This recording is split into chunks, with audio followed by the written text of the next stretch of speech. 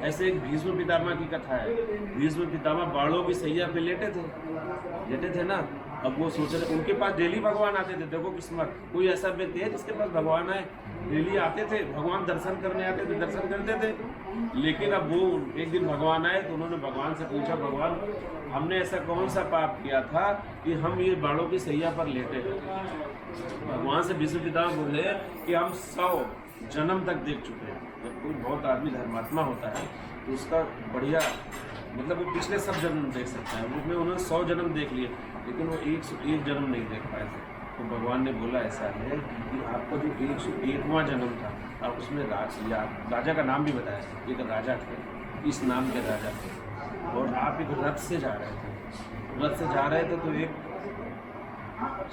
रात में नाम ले लेते, मतलब रोड से निकला तो आप भीष्म पितामह ने सोचा ये आ जाएगा भी इसमें रथ के नीचे तो मर जाएगा। तो उन्होंने क्या किया, अपने तीर निकाल करके और उसको हटा दिया। क्या किया?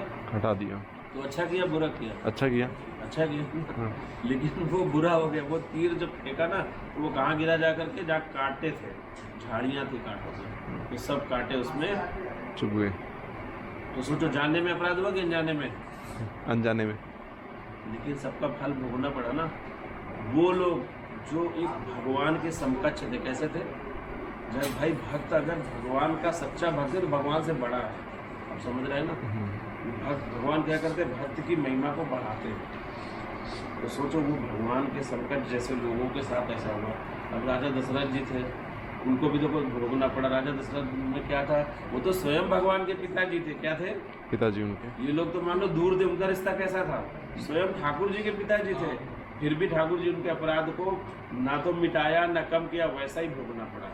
उन्होंने अनजाने में बाढ़ चला दिया। तो शब्द वेदी बाढ़ चला लेते थे कि कहीं भी शब्द होता है तो वो वहीं पर बाढ़ जाएगा। तो उन्होंने सोचा कि ये जो कोई हिरन है पानी पी रहा होगा, और उन्होंने बाढ़ चला दिया। और श्रवण कुमार अपने माता पिता को पानी पिलाने जा रहे थे, बस बाढ़ लगा और वो वहाँ से जब वो चिल्लाए थोड़ा सा तो वो दौड़ गया, देखा तो वो मर गए थे। उन्होंने कहा ये जल है, माता पिता को दे दो। वो माता पिता के पास लेके गए। आप वो के माता पिता बोले तुम मेरे बेटे के हत्यारे हो, इसलिए हम तुम्हारे हाथ का जल छुएंगे नहीं, पीना तो बहुत दूर की बात है। और उन्होंने श्राप दे दिया कि जैसे हम अपने बच्चे के वियोग में तड़प के मर रहे हैं, ऐसे आप भी मरोगे। तो ये जान के अपराध था कि अनजाने में अपराध? प्रभु हजारों कथाएं भरी पड़ी हैं। अब समझ लो भगवान के माता पिता होकर के भी क्या भगवान कुछ कर नहीं सकते थे? अगर हमारे घर में ऐसा कुछ होगा तो क्या कहेंगे, अरे पापा तुम चिंता मत करो, हम अभी देखते हैं। करते कि नहीं करते लोग? ऐसा करते हैं। लेकिन देखो वहाँ ठाकुर जी स्वयं थे, है ना, लेकिन उस पाप का, अपराध का दंड भोगना पड़ा।